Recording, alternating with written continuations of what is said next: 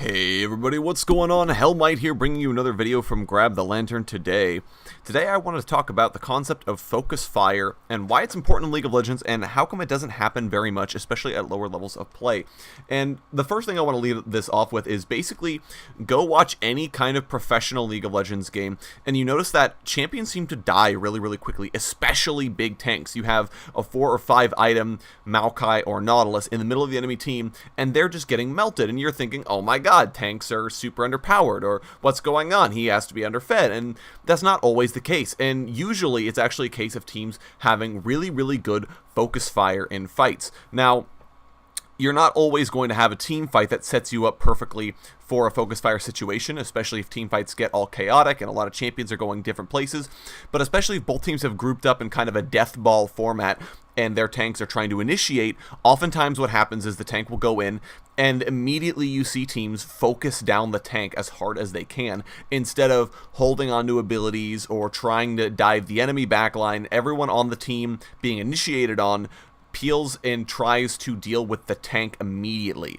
putting all of their damage on it, and frequently this forces the tank to flash out instantly. And in fact, this was very common at the beginning of the spring split this year, where Rengar would be the initiator for the team. He would jump in and almost immediately be forced to flash out because the enemy team would immediately put everything they had on the Rengar. He couldn't survive that level of damage and basically was forced to W flash immediately or he would have died. And it was part of the disadvantages of picking Rengar was that he didn't have very good initiation in that regard because of the good focus fire. So how can you apply focus fire in your own games, and why do you want to? I know especially some people will be thinking, well, shouldn't I not be focusing the tank? Shouldn't I be focusing the members of the enemy team that do matter? And the answer is yes, but also no. So if I'm Caitlyn, or if I'm any AD carry for that matter, my primary goal in a fight is to do as much damage as possible. Doesn't matter who I'm hitting, I just want to be dealing damage throughout. AD carries are really a DPS role, which means that if you're not just dealing damage in a fight, if you're trying to wait on your cooldowns or wait to hit a juicier target, you're actually costing your team. You should be constantly damaging people and staying alive first and foremost. Staying alive means staying as far range as possible from the fight as you can and dealing out damage. So if the tank is the closest person to me, I'm hitting the tank. As a Caitlyn, I should never be trying to run past the tank to hit the backline, because if I'm doing that, then they can immediately collapse on me and focus fire me down, and then I'm dead. Whereas I should be trying to stay away from the tank and just doing as much damage to him as I can. The other thing is, if the tank is too far away from his team, or if he's initiated immediately, you want to do as much damage as possible, because otherwise the tank is going to live forever in a fight. However, this is subject to a few caveats. I'm not saying focus the tank. I am saying in certain situations, especially when the tank is going in ahead of his team, you want to be putting damage onto him. However, if an enemy team member does present themselves, if the Misfortune is trying to frontline it, obviously you can try to go for the Misfortune because she's right there and she is a better target to hit than the tank. So if MF is going in somehow at the same time as the Malphite, hit the MF. That's a much better use of your damage. The other thing is that you don't want to dump everything on the tank. I see this happen a lot too, is a Darius will walk at the enemy team, he'll get a pull, maybe on a priority target, maybe not, and they'll immediately use every single ultimate they have and every cooldown just to make sure the Darius dies. However, the problem that you run into in this situation is that you've dumped everything on a frontliner who can take it. And sure, he might still die, but at the end of the day, you've used all of your cooldowns, maybe an ultimate or two, maybe summoner spells as well, to finally kill him. But the enemy team is still there. They have all of their cooldowns available, all of their ultimates available, probably a lot of their summoner spells available, and now you're at a disadvantage because you guys are lower on mana than you were, so in a protracted fight, you're going to be a lot weaker. You've used all your cooldowns, so especially if you're a cooldown reliant champion or a burst champion like Talon, for example, you'll have a long period where you can't do anything in the fight. And you don't have the biggest abilities in your arsenal, but the enemy team do. So if the Darius goes in and dies, but then the Orianna is able to leverage this to land a 4-man shockwave, well, they're still going to win that fight, even though you went to man up in the fight.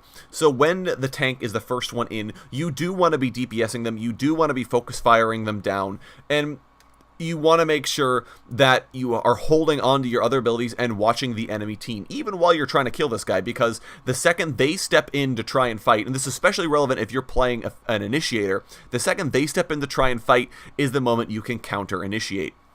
If I'm playing Sejuani and the enemy Darius walks at my team, I'm going to go on the Darius. I'm going to start hitting him. But the second the enemy team tries to follow up, that's when I'm using Glacial Prison. That's when I'm going in on for my team. And then I'm going to try and soak up their damage as much as possible while my team finishes the Darius. The Darius is dead. I'm probably still relatively healthy. And I've also been able to use my initiation tools on the enemy team. This means that my team now can start this fight off, or keep going on this fight, the mid-fight, as we say, and basically win it because we have a better advantage here. What we don't want to do is for me to use my ultimate on the Darius, and then the enemy team are kind of thinking, well, we can fight now because the Sejuani is down her initiation tools, and then we lose the fight anyways. The key that makes this strategy work is the focus fire. Everybody needs to be hitting the same targets, because this is really what helps you win games in League of Legends, is being able to adequately put all of your resources on the same person.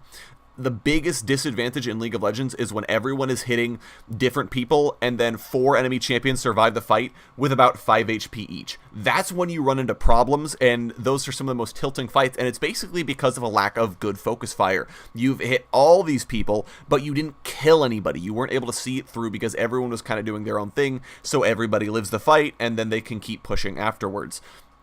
If you focus fire, conversely, first, the biggest advantage it gives you is that if you're able to instantly kill an enemy champion, then they're dead, they're out of the fight, so now it's a 4v5 effectively, and if you haven't given up too much, as in my previous example, you can keep going on this fight on good grounds because they're down a member. They don't have their 5th champion's entire damage or utility or whatever it happens to be. So they're now fighting this fight at a disadvantage, but only if you're able to adequately put everything onto the same target. Not everything, but you know what we were talking about before. And a good way to make sure that your team can have good focus fire, honestly, is playing a hook champion like Blitzcrank, or even someone like Rakan or Thresh. Because what these champions do, the primary reason these champions are good is because they single out targets for focus fire. If a Blitzcrank lands a hook on a target, everyone immediately dumps everything on them because they're like, I want the kill, Blitzcrank got the guy, we should kill him. And it's an insidious way of basically making your team focus fire, because if you land the hook, of course we're going to hit this guy, he's all by himself. And that's the same kind of mentality, though, that you want to have in games even where you don't have a Blitzcrank. You want to make sure that everyone is hitting the same guy, and it's the Blitzcrank and other hook champion mantra is kind of tricky, and it tricks your team into saying, oh, we should all go for this guy. There are other ways of doing this too that are harder, but you should be looking out for these in your games. If an Ashe lands an ult on a priority target, if Thresh hits a hook on a priority target, if Rakan is able to land the RW combo on especially priority targets, but on really any champion, that's your opportunity, because then those champions are momentarily disabled, and that's your opportunity to go for it. An Ashe ult or a Morgana binding are initiations. They are tools that your team can use as an opening to go in and kill somebody. And all that, I see this a lot of times where the enemy team or your team doesn't properly go for this champion and try to focus them down. They kind of see the Ashe ult hit, and then they say, oh, was that an initiation? Is that a fight? Yes, that's a fight. You want to make use of that opportunity to go in and start killing people. So that's getting a little off topic, though. But the core of the matter is you want to make sure that your team are focus firing, especially in death ball fights. Now, against pick comps and against poke comps, it changes a little bit, but especially if both teams are running death balls, which is very, very common, especially in lower elos, these are the kind of strategies you should be looking to going forwards. Go ahead and let me know your guys' thoughts on this concept down in the comment section below. I might have rambled a little bit more than I should have, so if you're confused by anything or if you have a few more details to add, go ahead and leave them down in the comment section below. If you enjoy the video, go ahead and leave a like. It really does help me out in what I do. And if you really enjoy the video, consider subscribing. I upload a video every Monday, Friday, and on patch days as well. Once again, thank you guys so very much for watching. I do appreciate it, and I will talk to you all later.